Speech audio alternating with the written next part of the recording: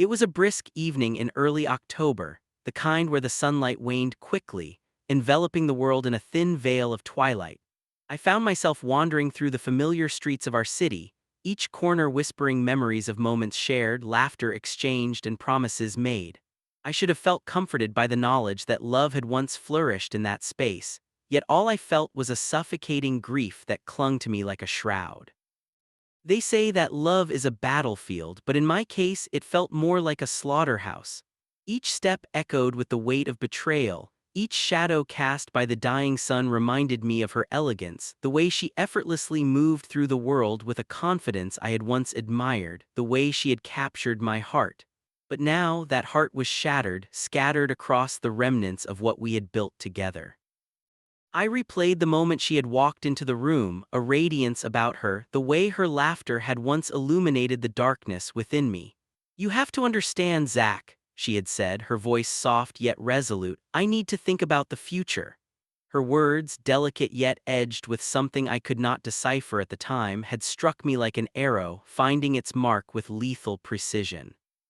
It was perhaps naive to believe that the foundation of our love could withstand a storm of ambition, a tempest stirred by the allure of wealth. "Is it really about the future, or is it about him?" I had dared to ask, the taste of desperation mixing with the bile of realization. She could have chosen to embrace mediocrity with me, to find beauty in quiet moments, but she had instead chosen a gilded cage, a billionaire's love that promised security but offered little warmth.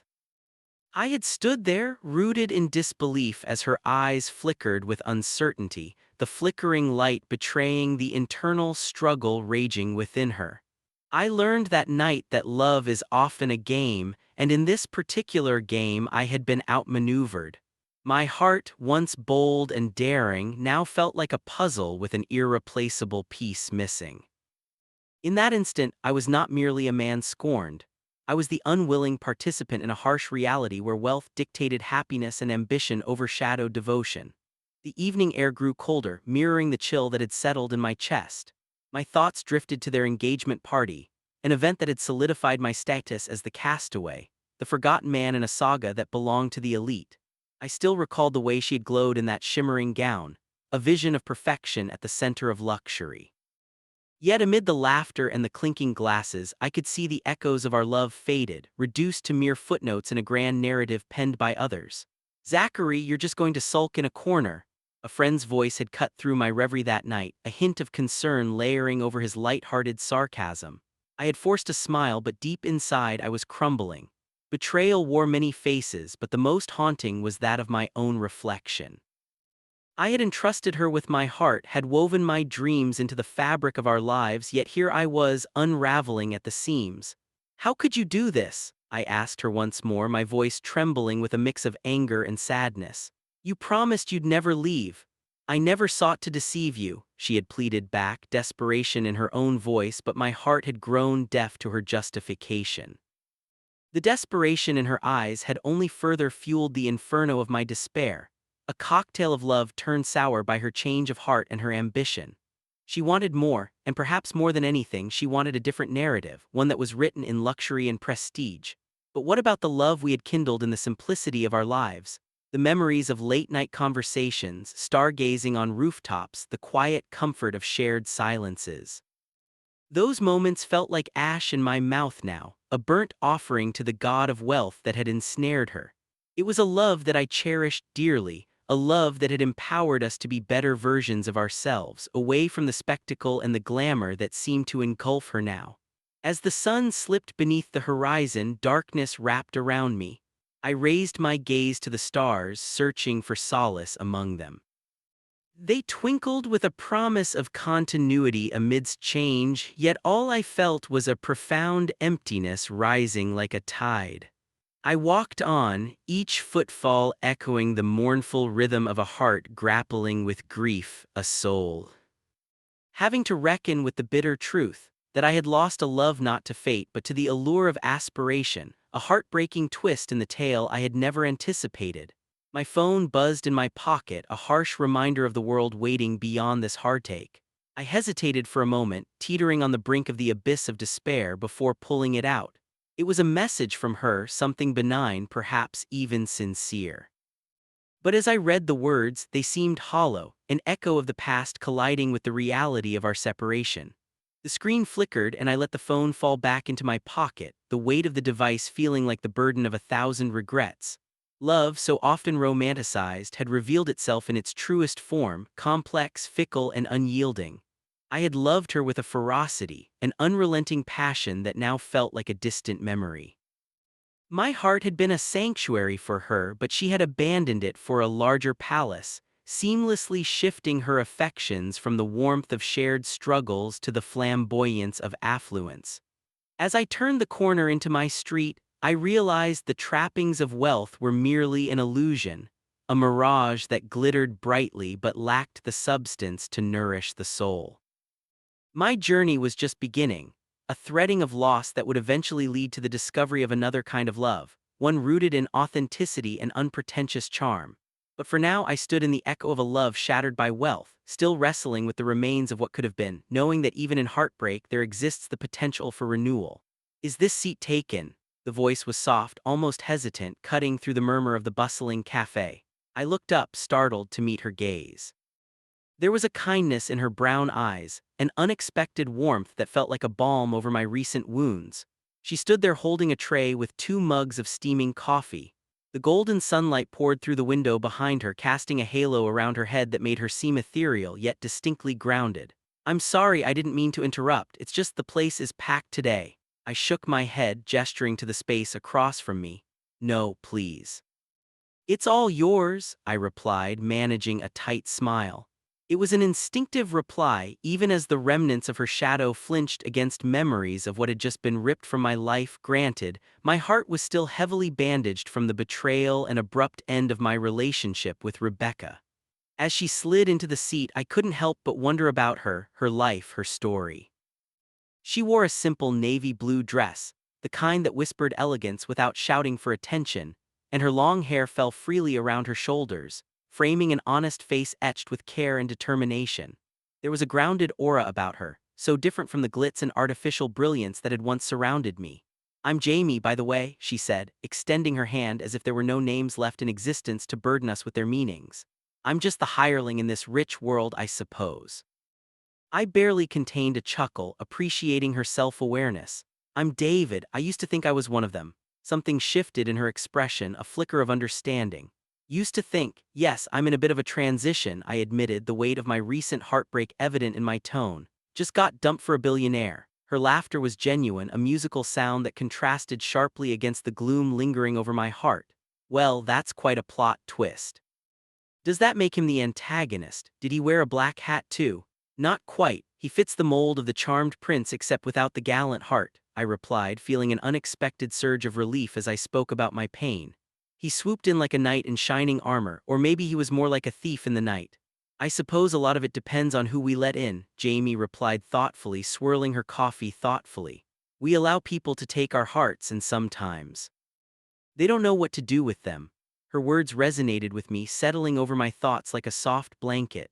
That's exactly it. For the longest time I thought that wealth equated love, and that somehow I was enough, but the reality struck hard like a slap across the face.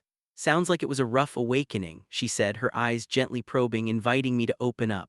"I can't even imagine what that feels like." "It feels like being stripped naked in front of a crowd," I confessed. "You think you've built a fortress around your heart, and then it's all taken away, revealing, well, nothing but the scars." She reached across the table, her hand inching towards mine, but stopped short. I noticed the subtle motion, and somehow it grounded me more than it should have. "You don't have to carry that alone, you know. It happens to the best of us. Love can be a wonderful, savage teacher." I stared at her, struck by the depth of her insight. "Are you a therapist? Should I claim this hour as a session?" She giggled and shook her head. "No, just a maid who tends to wealthy houses, but you'd be surprised how much you learn when your job is to listen to people's lives." That surprised me. "Do you have to endure their stories? What's it like being surrounded by their glamour all day?" "It can be suffocating," she admitted. "They think they own the world, but all we can truly possess is connection. And sometimes," she added, her voice dulled with a hint of sadness, "that's just a fleeting shadow disappearing behind closed doors." She searched my eyes for understanding, and for the briefest moment I felt we were in the same boat, each navigating treacherous waters, drifting towards a disquieting island inhabited by emotional wreckage. I thought chasing wealth would lead me to happiness, I mused. Turns out it led me to heartbreak. I watched someone I loved trade me for gold. Suddenly, love felt like a currency I couldn't compete with. Her fingers fidgeted slightly on the table before she spoke. But true love isn't purchased, is it? It's discovered. It hides in moments, not mansions. For reasons I couldn't comprehend, her words ignited a flicker of hope within me. Beneath the chapter of my life that had just unraveled, perhaps a new story was waiting to be written, one woven together by kindness rather than wealth. As we talked, the world around us faded, swallowed by our exchange. Hours washed away like the ebbing tide. I felt an unexpected release as Jamie opened up about her life, her struggles, aspirations, and the quiet passion she poured into every task, no matter how menial. "What do you dream of?" I asked, leaning in intrigued. "I want to write," she said, her eyes lighting up with a soft fire. "Stories of those who can't find their voices in the shadows while cleaning up after their lives." "Then you should write it. Every soul deserves a narrative." "Perhaps," she said with a hint of vulnerability. "But first I must learn to believe I deserve my own, just as you must rebuild your faith in hope." I nodded, feeling a swell of connection, a profound understanding that had threaded into our conversation. In this chance encounter filled with shattered dreams and glimpses of healing, I caught sight of something beautiful, a flicker of genuine companionship with the maid from a wealthy house. And perhaps for the first time since my heart was shattered, I dared to think that perhaps in the quietness of life's chaos I could discover something worthy, a friendship that held the potential to blossom into something far richer than what I'd once known. Sometimes it feels like I'm staring at a reflection of what could have been. The mirror is fogged with guilt and regret. I see her, Sophia, in every gleam of glass surrounding me. Each shimmer evokes memories of our laughter, the soft contours of her face gently illuminated by a crescent moon.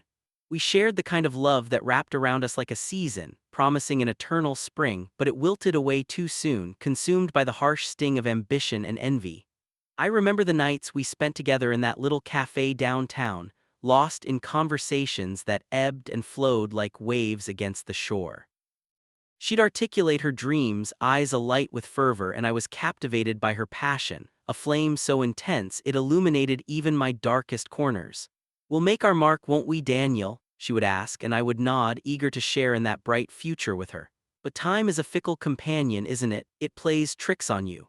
With every tick of the clock, everything reshaped into facades we could hardly recognize. The phone call that shattered my world, the pristine crack of betrayal that echoed long after the words had left her lips. "I've met someone who can give me everything I have ever wanted." And just like that, our dreams slipped through my fingers as if they had never existed. I often wander the halls of what used to be our shared life, the shadows whispering secrets of the moments we carved out together. The walls are adorned with remnants of joy, places where echoes of our plans still hung, only to be replaced by the suffocating presence of loneliness. I try to convince myself that the glitter and glamour that swallowed her were never meant for me, that I was simply a stepping stone on her path to something greater. But deep inside there lies the persistent ache of inadequacy, a feeling of being outmatched by a billionaire's opulence, suffocated by the gravity of dreams we once shared. Yet even as despair clawed at my heart, I found a curious solace in reflection. It was in those quiet moments, hiding from the rawness of exposure, that I met her, Isabella the maid, an unexpected twist in the tale of my heart. She had an air of resilience, a grace that unfolded amidst the chaos of the world I had come to know. It felt like I was seeing a ray of light through the cracks of my disillusionment. When she spoke, her words were laced with sincerity, a stark contrast to the sweet but hollow promises that had once come from Sophia. Isabella was honest, and with every conversation she too shared her dreams and aspirations, painting a portrait of a life less polished but built on the bedrock of authenticity. "Do you ever miss her?" she asked one evening, breaking the silence that wrapped us both in its fragile grasp. "Every day," I confessed, surprised by the weight of the admission. "But it's like staring into a kaleidoscope, her image distorts and shifts the more I look. I can't quite catch the real Sophia anymore, just shadows of what we created together." Isabella nodded, her gaze distant, as if she too bore the burden of memories that mingled with loss. "Sometimes we hold on to the fragments of what was, even when it no longer serves us. It's those very pieces that can shatter us." Her words struck a chord, reverberating through the void where love had once flourished. The truth lingered like a fine mist, enveloping my heart in a cool refrain that soothed the jagged edges of grief.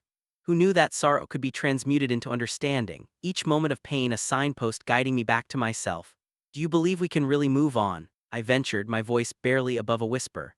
I think moving on is a choice, she replied, her confidence sharpening. It's about allowing yourself to embrace change, to embrace new beginnings, even when it feels daunting. It's in the letting go that we make space for something new. Her courage was contagious, and I found myself leaning into the possibility she presented. What if this tumultuous journey didn't end with me as a hollow shell, marooned by unreciprocated affection? What if true love was waiting, masked in the unassuming form of the very person who had brushed past the chaos I thought defined my existence? Isabella became a quiet companion in the aftermath of my heartbreak. She urged me to explore the world anew, imbuing my days with simple joys. A sunrise breaking over the horizon, fresh blooms opening with the morning light, laughter stitching the fabric of fragile moments back together. Yet there were still the haunting specters of what once was, the way Sophia's laughter still fluttered in my dreams, like the cruel taunt of a ghost unrelenting in its pursuit. But with each passing day, I learned to look deeper, to listen not just for echoes of the past but for the hopes that lay ahead. I began to see love differently, not merely as an authority to possess but as a symbiotic relationship where each soul grew through shared vulnerability, a dance undertaken by two willing hearts. It was during one of our late-night talks with a backdrop of stars spinning celestial stories that it dawned on me. I could navigate my pain alongside Isabella. The understanding glimmered in her eyes. You will always carry the memory of your love for Sophia, she said, but don't let it dictate your future. There's a whole universe of possibility waiting to be discovered. I slipped into contemplation, my heart tethered between nostalgia and the golden thread of potential mapped out before me. Could I dare to leave behind the specter that had held me captive for too long? Perhaps through loving again, I would be able to transform the lessons of loss into the foundation for something beautiful. Back then, as dawn began to paint the horizon with strokes of coral and lavender, I pondered, could I commit to letting go, to setting myself free and embracing the future with Isabella by my side? In that stillness before the awakening light, I found that love, though it can shatter and reshape, is never truly lost. It evolves. It beckons us through the looking glass, from loss into a realm filled with new beginnings. Look at them, I thought, watching Clara glimmering like a jewel on the arm of Sebastian Chen, the billionaire whose name adorned skyscrapers and luxury automobiles alike. They moved through the crowd at the gala with an air of effortless superiority, radiating charm and ambition. I stood at the edge of the ballroom, clutching a glass that trembled with every heartbeat of my anger and despair. It felt less like an event and more like a battleground, a place where love and dollars collided in a cruel game that left me standing on the sidelines. Clara's laughter rang clear, airy, and carefree, while I could feel the weight of betrayal dragging at my chest. It had only been a month since our relationship shattered under the pressure of his relentless pursuit. He had an arsenal of riches at his disposal, and I had naively thought that love could surpass even the broadest divide of wealth. As I blinked away the memories of whispered secrets and promises made beneath star-studded skis, my heart clung to a painful truth. The game was rigged from the start. Sebastian was not just a man, he was an orchestrator of dreams, seductive in his power. His gaze could melt the coldest of hearts while simultaneously forging invisible chains around the most vulnerable. I had watched helpless as Clara succumbed to his charm, ensnared by luxury and ambition, until every piece of the love we crafted together vanished like mist in sunlight. I could still hear her voice, that soft, silvery melody making declarations of forever, a promise that would never find its way back to me. Can you believe he proposed after just 2 weeks? A voice, light yet heavy with gossip, broke my reverie.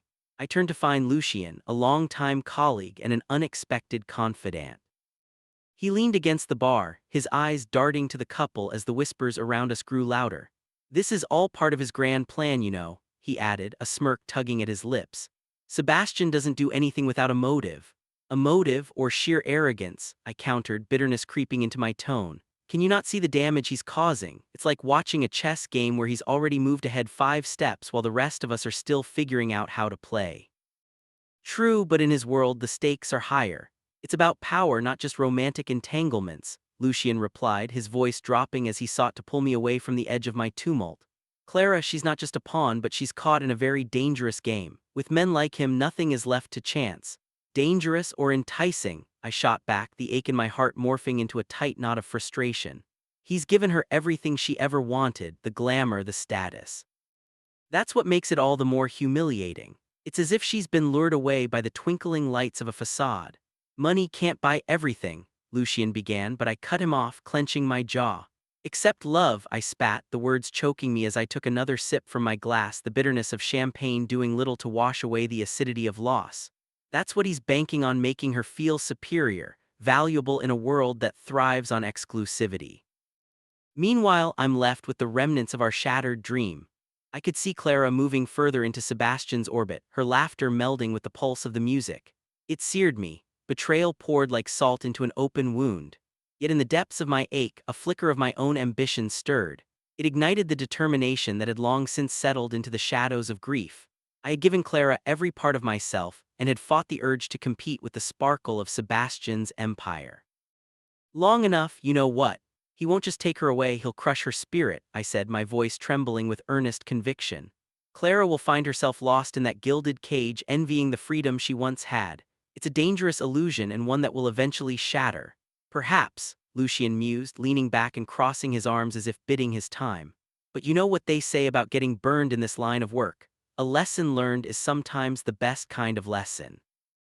Maybe this whole thing is more than just heartbreak. Perhaps it's a chance to show her what real connection looks like. Those words hung between us, heavy with possibility. Was it naive to think I could still reach Clara? Could I break through the icy facade that would inevitably claim her, or would I simply be another casualty of the billionaire's game? Do you think she'll see it, or will her ambitions blind her? Completely, I questioned, the sliver of hope in my tone feeling more like a whisper against the roar of the party. Lucien shrugged, and we both turned our attention back to the dance floor where Sebastian twirled Clara, his hand resting possessively on her waist. For a fleeting moment she glanced in my direction, her eyes locking with mine, a memory flashing like lightning in that heartbeat. The fragile connection we once shared pulsed beneath the surface, begging to be acknowledged. There's still a spark, Lucien said quietly, watching Clara break into a radiant smile, that dazzling brilliance threatening to blind me. When the facade fades, and it will, all that will matter is who's left holding her hand when it's over. I clenched my fist around my glass, the stakes rising within me as the music enveloped the room in its rhythmic embrace.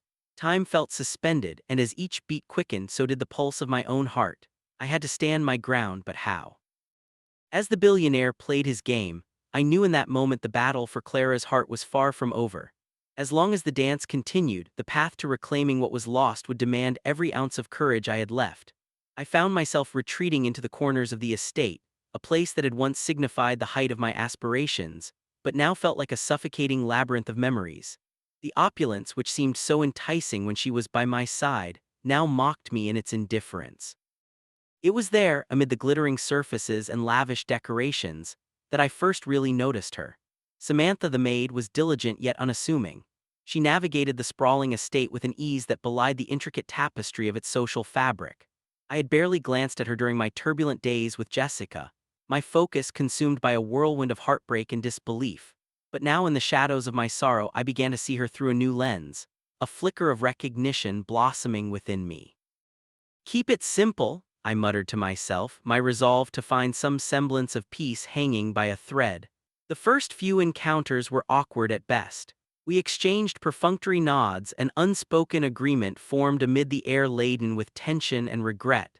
I sensed a heaviness in both our hearts, a shared understanding that we were merely pieces displaced on someone else's game board. Then one fateful afternoon, as the sun dipped low, casting golden hues across the lavish surroundings, I stumbled into the kitchen while seeking refuge from the faint echoes of my former life. There I found Samantha meticulously scrubbing a row of wine glasses, each glimmering surface capturing the fading light outside. "Can I help you with that?" I offered, surprising even myself with the audacity of my words. It wasn't much, but it was a start. She paused, looking up from her task, her dark hair veiling her expression. "It's not necessary, really, I can manage." Her voice was soft yet held a firmness that suggested she'd weathered storms more profound than the minor chaos of broken relationships. "But I insist," I pushed back gently, stepping closer to the counter. "I could use the distraction." Her gaze softened, the tension thawing ever so slightly. "All right, if you insist." As I took a cloth and began to dry the glasses, the silence between us morphed from an awkward chasm to a fragile bridge. I studied her, her hands deftly moving almost rhythmically as they polished each curve of glass to perfection. "How long have you worked here?" I dared to ask, my curiosity compelling me to reach into the spaces of her life. "Almost 3 years," she replied, a shadow of a smile playing on her lips. "It feels like a different world sometimes." "You can say that again," I murmured, feeling the weight of my own experiences seeping into the air between us. "What brought you to this world?" There was a slight hesitation before she answered. "It was a job, really. I needed to help my family. Life can be complicated." Her admission hung in the air, layered with unspoken tales and struggles, a complexity I had been oblivious to, blinded by my own emotional turmoil. "That's brave of you," I said, empathy wrapping around my words. "I respect that." A shadow crossed her face as if she were wrestling with the ghosts of her past. "Bravery is just another term for survival," she countered, her tone carrying a weight that resonated deeply with me. We exchanged trivial details and stories, carefully peeling away the layers we had both erected in our respective lives. With each conversation, Samantha's laughter rang like a bell in the desolate expanse of the mansion, drawing me further into her orbit. There was something refreshing about her. She wasn't ensnared by the same ambitions or pretensions that had consumed my relationship with Jessica. With her, everything felt grounded. Slowly, our relationship deepened. I began to seek her out, not out of mere necessity, but out of a genuine longing for connection. On weekends, when the household was particularly vacant, I would find her in the garden tending to the vibrant blooms that dared to flourish amid the manicured confines. "Do you know the secret behind a garden?" she asked one sunny afternoon, her hands cradling the delicate petals of a rose. "It's in the pruning," I guessed, puzzled. She chuckled lightly, the sound igniting a flicker of warmth in my chest. "No, it's in patience. You have to let the blooms breathe, allow them to grow at their own pace without forcing them into submission." For some reason, her words struck a chord within me, resonate with the turmoil I had navigated in my own heart. "That makes sense," I replied slowly, sipping on the cup of tea she had so kindly prepared. "I think I've been forcing things too much. Life has a way of teaching us those lessons, doesn't it?" she mused, gazing into the distance as if searching for answers in the swaying branches above. "Yes, it truly does," I said, reflecting on my relationship with Jessica and the lessons learned through the heartache she had inadvertently bestowed upon me. As the weeks turned into months, our conversations became more meaningful. We shared our fears, our dreams, and our countless disappointments. I revealed the nuances of my previous life with Jessica, while she shared stories of her family and the sacrifices she had made. Each layer peeled away, revealing the raw intricacies of our lives, both marked by loss but leading us now to an unexpected bond. "What if we make it a tradition?" I suggested one day as we sat under the sprawling branches of an old oak tree, the sun dipping low, casting a warm glow around us. "Every weekend, tea in the garden." "I'd like that," Samantha replied, a soft smile illuminating her features.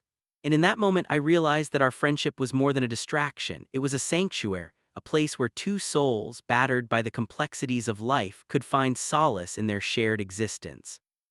As the weeks turned into months, the mansion transformed too, losing its suffocating grip on my senses.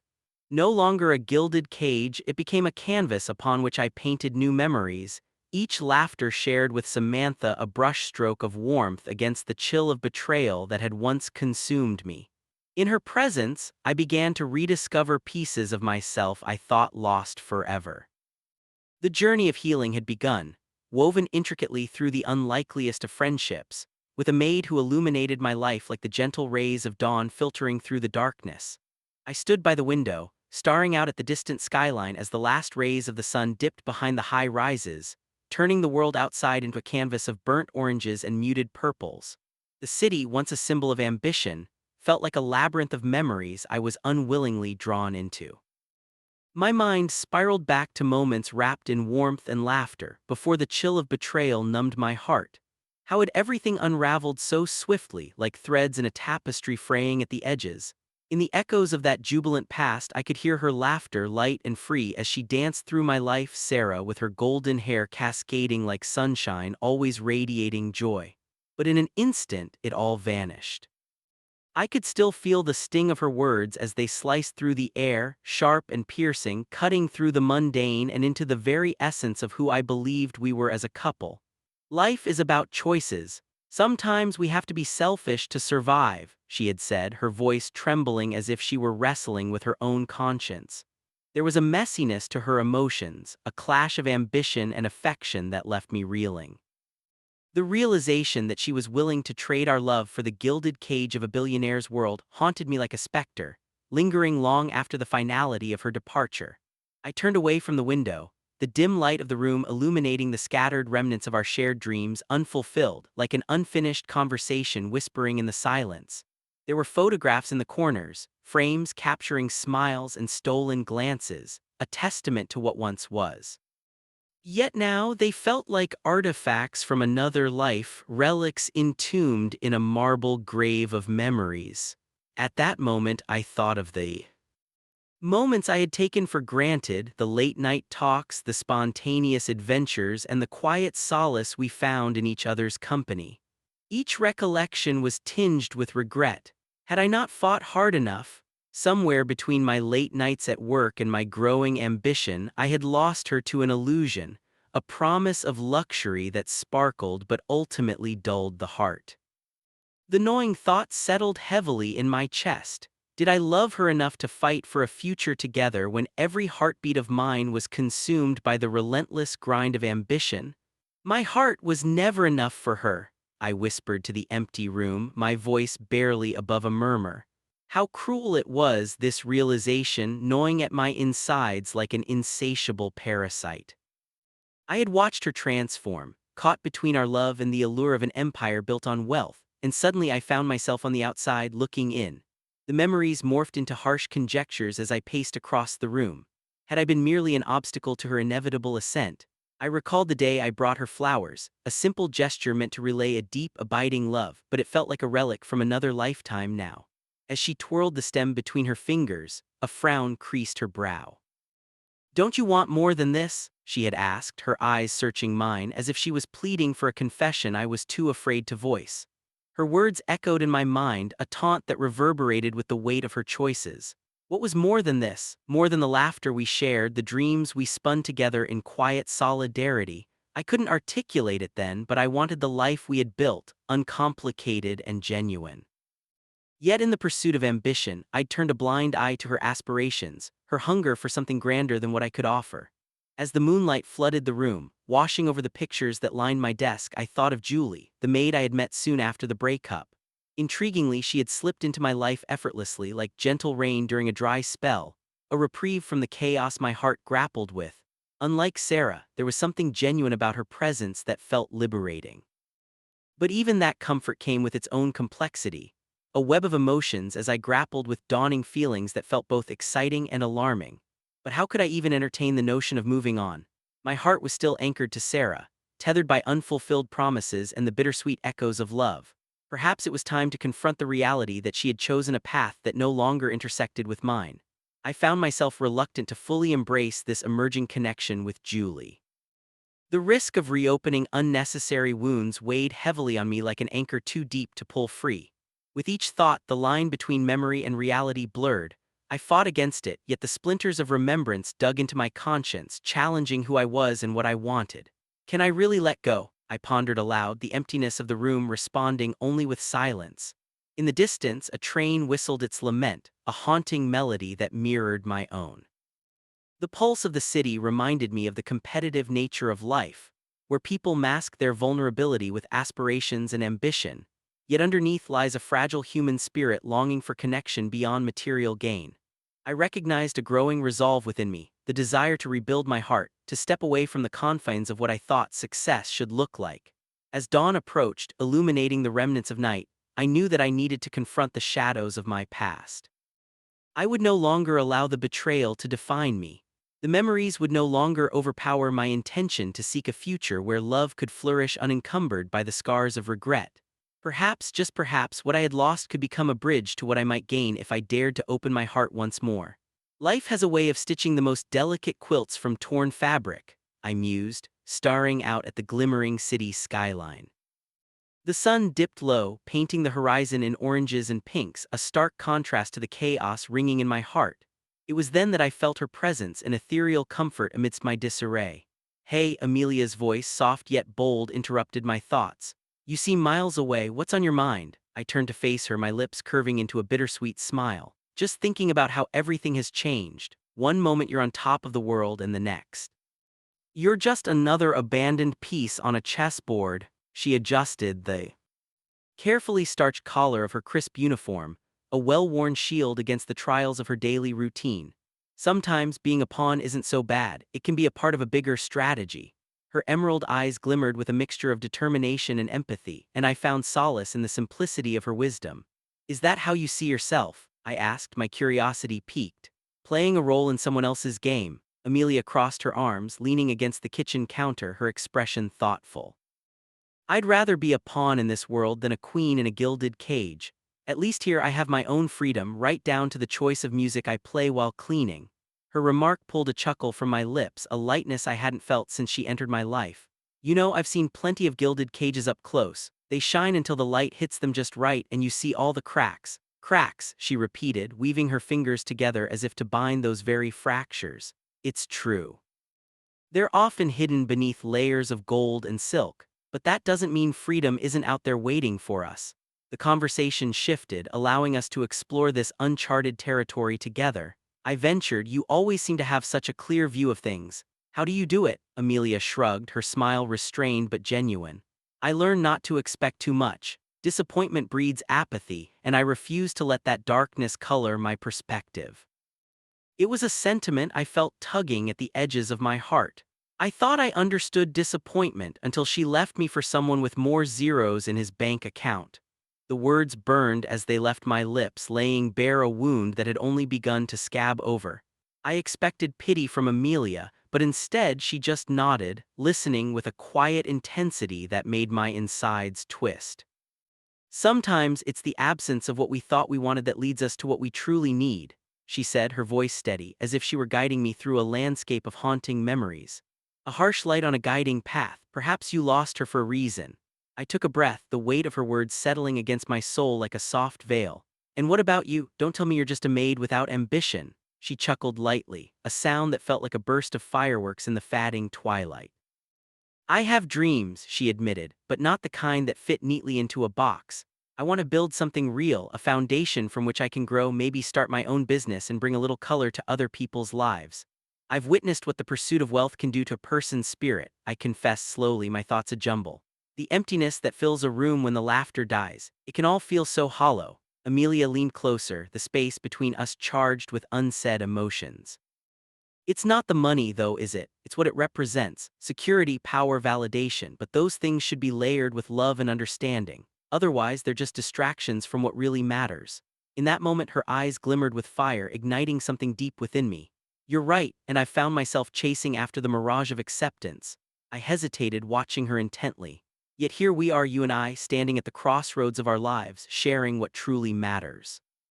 Her gaze softened, revealing a vulnerability that mirrored my own. And perhaps in this chaotic whirlwind, we're writing our own chapter, not defined by the lofty expectations of others, but woven with threads of genuine companionship. As she spoke, the air shifted, gathering tension with each unspoken possibility. I took a step back, glancing at the space we occupied.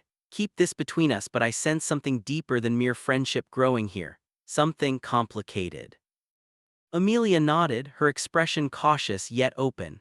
I feel it too, but the question is, how do we navigate something so unpredictable? Together, perhaps. The words escaped me before I could second-guess them, but they hung between us with an undeniable weight.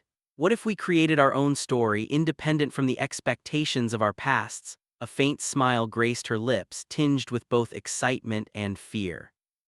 Maybe we could start by exploring what this complicity means, how it might reshape our lives.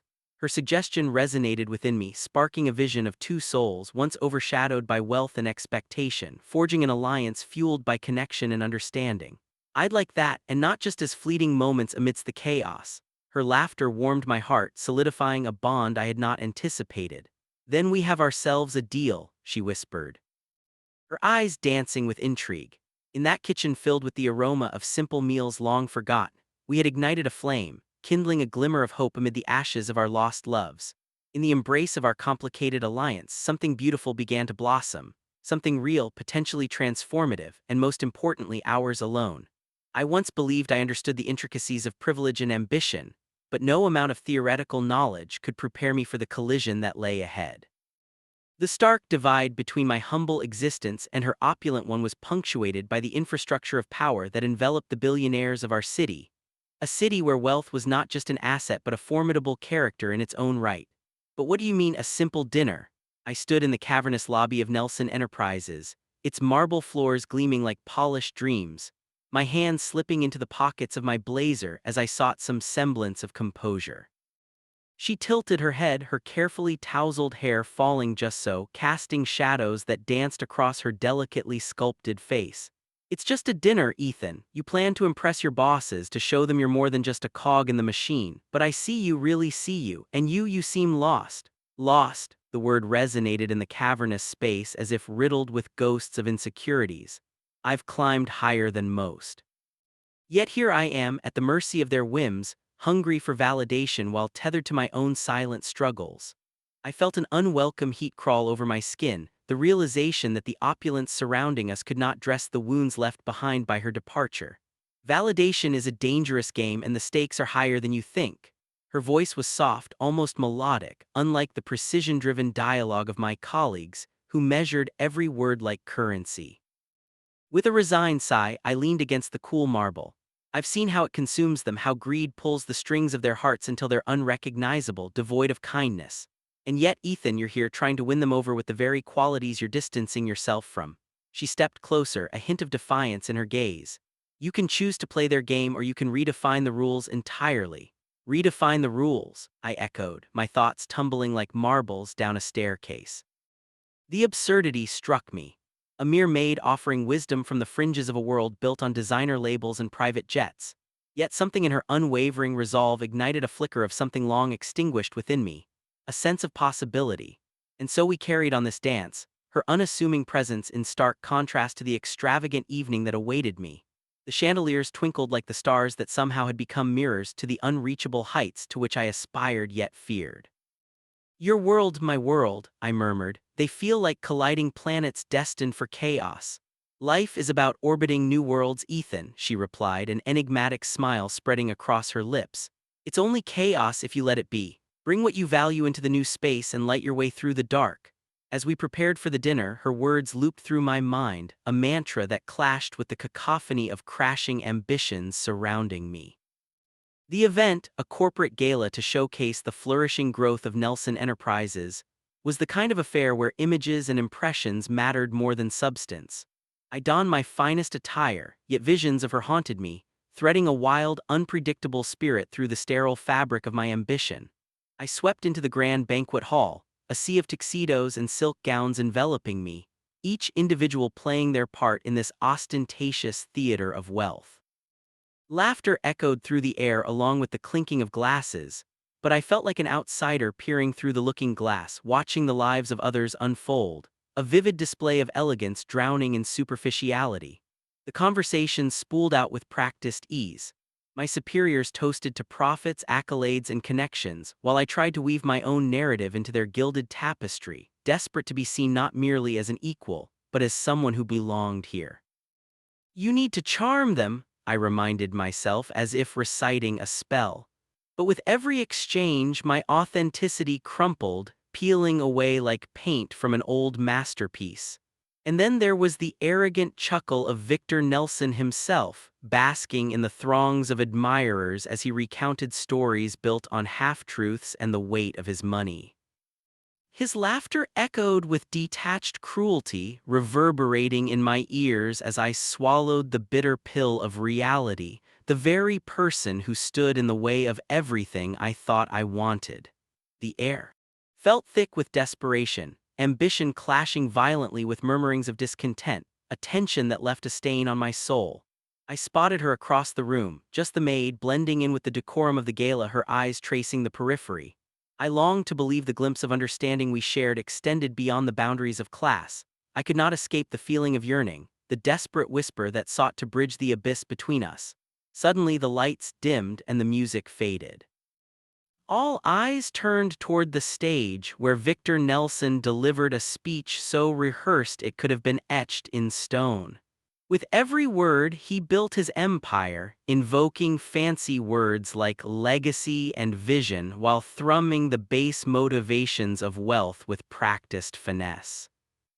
The room hung on his every syllable, yet I felt an alienation gnawing at my insides, a reminder of what true connection felt like, the simple, fleeting moments with the maid that stood perhaps at the very precipice of my understanding of love. As the applause roared, drowned by the subtle clinking of glasses, I caught the maid's gaze, and in that fleeting second the fabric connecting our worlds felt malleable, unfurling in the space between ambition and heart. A glimmer of hope sparked within me, igniting a fire I didn't know I had buried. We were not merely products of our social standings. We were threads woven into a complex tapestry of motivation, desire, and the whispered dreams that beckon us to step outside our imprinted roles. And as I resolved to navigate this tumultuous landscape, propelled by the embers of our shared moment, I knew that the collision of our worlds, fraught as it was, might just forge a new path towards something magnificent. The city skyline glimmered in the distance, its lights flickering like uncertain stars in a vast urban sky. I stood at the window of my now empty apartment, the remnants of what had once been a shared space haunting me like specters of a happier past. Outside, the world bustled with ambition, a relentless tide of success that had once swept me along in its fervor. Yet here I was adrift and aching in the stillness of my solitude, grappling with the reality that I had chosen glamour over genuine connection, that I had succumbed to the allure of wealth at the cost of my heart. Why did I let her go? I whispered to the silence, my own voice echoing back like a painful reminder. The memory of her smile, the soft laugh that spoke of warmth, floated before my mind's eye. Veronica had been my sun, bright and warm, but I'd numbly cast her aside, enchanted by the seductive glow of opulence that the billionaire had offered. It hadn't been just wealth, it had been the promise of a lifestyle beyond my imagination, with parties held in sprawling mansions and connections woven into the tapestry of power. But now I was left with the comfort of empty space and rich memories that felt like poison coursing through my veins. I turned away from the window, the chill of the night seeping into my bones, and felt the weight of indecision press down on me. Yet beneath it all, a flicker of hope stirred, a tentative whisper that spoke of second chances. My thoughts drifted back to Maya, the maid I had met in the wake of my heartache. She had been unexpected, an extraordinary presence within the very spaces I had once shared with Veronica. The first time I'd seen her, she was kneeled on the floor, scrubbing away a residue of life that I couldn't see past my own grief. "Can I help you with that?" I had offered, half-heartedly at best, still called to the task of hiding my despair behind a mask of bravado. Her dark eyes had lifted to meet mine, and in an instant the world had shifted. "It's okay," she'd replied softly, her voice like balm to my frayed nerves. "I'm used to doing things on my own." There was strength woven into her simplicity, a truthfulness that resonated deep within me. Maya didn't play the games Veronica had, nor did she pretend to belong to a realm that didn't interest her. Now, as thoughts of a life with her swirled and danced in my mind, I felt my heart race at the possibility. Could I find solace in this woman who saw me for who I truly was rather than what I possessed? We had met only briefly, shared laughter over mundane tasks, yet there was something profoundly different about the way she viewed the world. "What do you want?" I had asked her once, curiosity laced with the weight of my own longing. "To be happy," she had said, her reply simple but profound. "I just want to feel alive, not lost in someone else's dreams." Those words struck a chord. It was a mantra I had abandoned in the pursuit of a fleeting version of happiness masquerading in luxury. Behind the allure of glimmering parties and expensive dinners was a resonance of loneliness, a disappointing truth coated in expensive silk. That night I stood still, the city's heartbeat echoing around me. Years spent curating a life designed to impress had left me stripped of joy. Lost in the pursuit of glamour, I had brushed against true love only to let it slip through my fingers. But what if choosing Maya meant reclaiming the parts of myself that I'd buried in pursuit of prestige? I closed my eyes, taking a deep breath filled with the scent of fresh beginnings. The answer was there, tugging at the corners of my resolve. If I continued down this gilded path, I risked losing everything: the real connections, the laughter, the warmth that transcended material wealth. Suddenly, the image of Maya's laughter burst forth, a melody that vibrated with sincerity. I could almost see her standing in front of me, her hair loosely falling over her shoulders, a smudge of cleaning detergent painting her cheeks.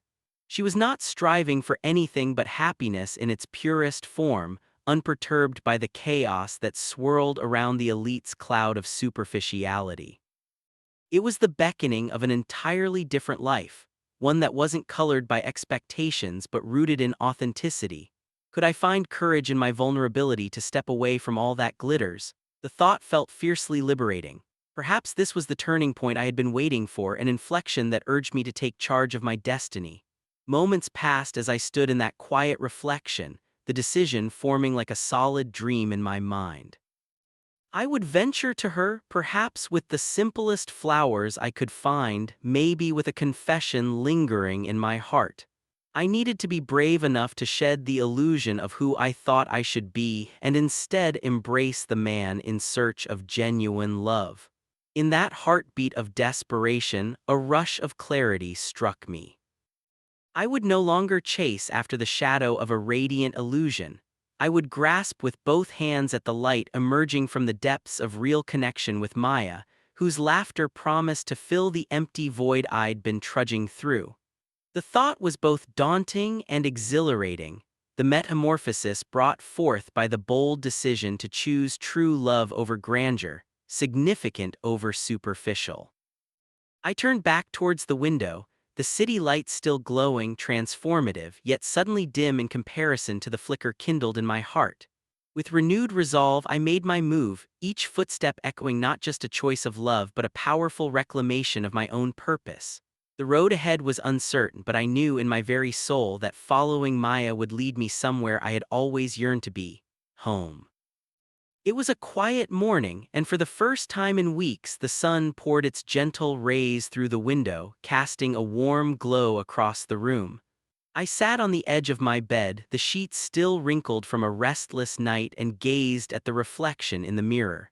A stranger stared back, a man diminished by loss yet marked by the faint glimmer of hope. My fingers brushed against the stubble on my chin, and as I glanced deeper, a realization dawned upon me. This was my moment to redefine who I was, to shift from the shadows of betrayal into the light of authenticity. "Jordan," I whispered, almost as if testing the name out loud again, letting it bounce softly off the walls. It had been the name that had echoed in my heart, the name that had once brought laughter and dreams, but had soured in the aftermath of her departure. Yet even in the shadows of that heartache, I could feel a new affection blooming within me, fragile but fierce. Her name was Mia, and she had entered my life like a breeze on a stifling summer day. I recalled our first conversation, how her laughter danced in the air, disarming as it was genuine. She was not merely the maid in the grand estate of my ex-girlfriend. She was an artist in her own right, a vibrant spirit that breathed color into the stark, grayscale landscape I had barely recognized I was living in. I replayed the moment in my mind when I had first approached her, an accidental collision of two worlds. I'd seen her lifting the heavy linens, her brow furrowed in concentration, determination radiating in the tiniest flicker of her eyes. "Do you need help with?"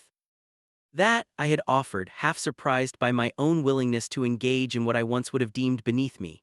And surprisingly, she had turned, her dark curls bouncing as she smiled, lighting up the corridor like a lantern in the night. "I've got it, but thank you," she'd replied, a hint of laughter in her voice. "I'm not too proud to ask, but for now I'll manage." Those words had unlocked something inside me, a longing for simplicity, for a connection stripped of pretense. Mia embodied everything I had silently craved since the gilded cage of my former life had shattered. And it was in those small, shared moments of mundanity where I found solace. The casual chats over steaming cups of coffee in the servants' quarters, the laughter that erupted like firecrackers when we exchanged stories about our lives. "What's it like to be so rich?" she had asked, her head tilting slightly as curiosity sparkled in her eyes. "Do you think it changes a person?" I had hesitated, searching for the right words, fully aware of the privilege I had taken for granted for so long. I guess it depends on the person. Some find happiness in luxury while others, well, they lose themselves in it. I never spoke a truer word. That day marked a shift, a fracture in the echo chamber of my past. For what felt like the first time I could speak freely, candidly, no masks, no games, just raw truth. I could see the burgeoning connection between us starting to blossom, a beautiful intricacy weaving itself through the tapestry of our lives. It wasn't just mutual attraction, it was camaraderie that resonated with authenticity, a bond built on shared dreams and silent struggles. One afternoon, as we both labored over mundane tasks, the air thick with anticipation, I ventured, "Mia, can I ask you something?" She paused, looking up at me with her earnest eyes. "Of course, why do you do this job?" "I mean, you could be anything, yet here you are." Her laughter tapped a deeper vein, rich with an unspoken story. "Because it pays the bills and I love the chaos," she replied boldly. "Life needs a little grit, don't you think? And I've learned that sometimes the mess is where the real magic happens." I felt something shift in the atmosphere, a tether binding our disparate worlds. In her humble words there was a wisdom I desperately needed, a lesson that flashed through the fog of my own despair. With every laugh, every vulnerable moment shared, I felt the burgeoning realization that I could be free, free from the chains that my old life had forged. Days turned into weeks, and the heaviness of my previous life began to lift, replaced by the lightness of a more authentic connection. Mia taught me the beauty of ordinary moments, the richness born out of honesty. I reveled in this newfound joy, every encounter a mosaic of laughter, dreams revealed, and secrets shared. Then one evening, we found ourselves in the garden, the twilight draping around us like a cozy blanket. As we rolled up sleeves, pruned overgrown branches, and reminisced about childhood memories, I felt an electric pulse, an undeniable chemistry that surged to the forefront of my awareness. "Mia," I breathed, my heart racing as I searched for the courage to voice what burrowed deep within my chest. "You've changed me. You've shown me that love isn't about the grand displays that wealth affords, it's found in the quiet moments, the imperfections." She met my gaze, the seriousness of my words reflecting in the softness of her own. "And you've reminded me that dreams can be chased even when the odds seem stacked against you." Her words lingered in the air, connecting us in a way that felt both unfamiliar and comforting. In that moment, as the world faded into the background, surrounded by the fresh scent of earth and blooming flowers, I knew I was standing on the precipice of something profound. It was a new beginning, an invitation to embrace authenticity and connection, promising a love devoid of the hollowness that had consumed my past. Together, we would forge an uncharted path, unafraid of the challenges ahead, ready to face whatever life would throw our way.